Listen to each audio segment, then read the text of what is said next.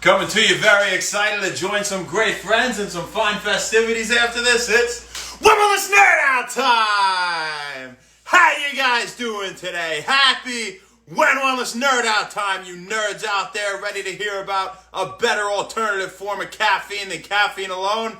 And today, it's pterostilbene caffeine. So, we've talked about what caffeine is as an alkaloid. We talked about the properties, right?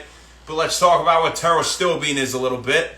And it's the major potent, very potent antioxidant found in blueberries, among other fruits and berries. But especially, there is an especially high concentration in blueberries. So that's another reason to get your blueberries, people. Don't forget to eat them.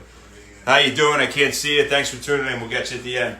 So, in terms of how pterostilbene caffeine is more beneficial to take as opposed to caffeine alone, well, one study showed that participants taking pterostilbene caffeine had improved alertness, focus, attention, and energy levels as opposed to the group taking caffeine alone. So that's one great thing.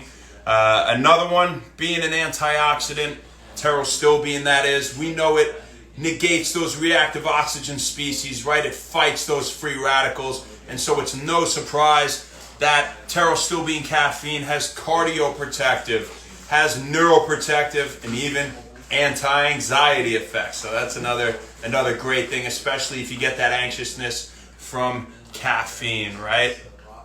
Now, aside from that, you don't get that same crash. You don't get that same come down that you get from caffeine alone. And there's a very particular reason for that. When you combine pterostilbene with caffeine, it slows the absorption of caffeine.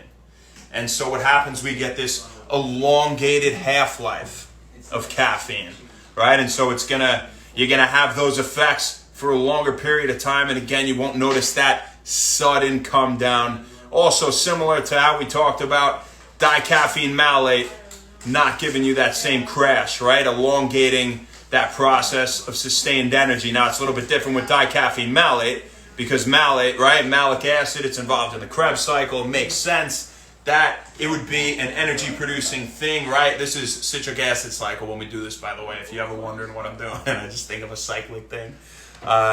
In cellular respiration, producing energy, right? So it makes a lot of sense that we would get that with malic acid. But even with our potent antioxidant pterostilbene, when we combine it with caffeine, yes, you still don't get that crash. You still get that sustained energy.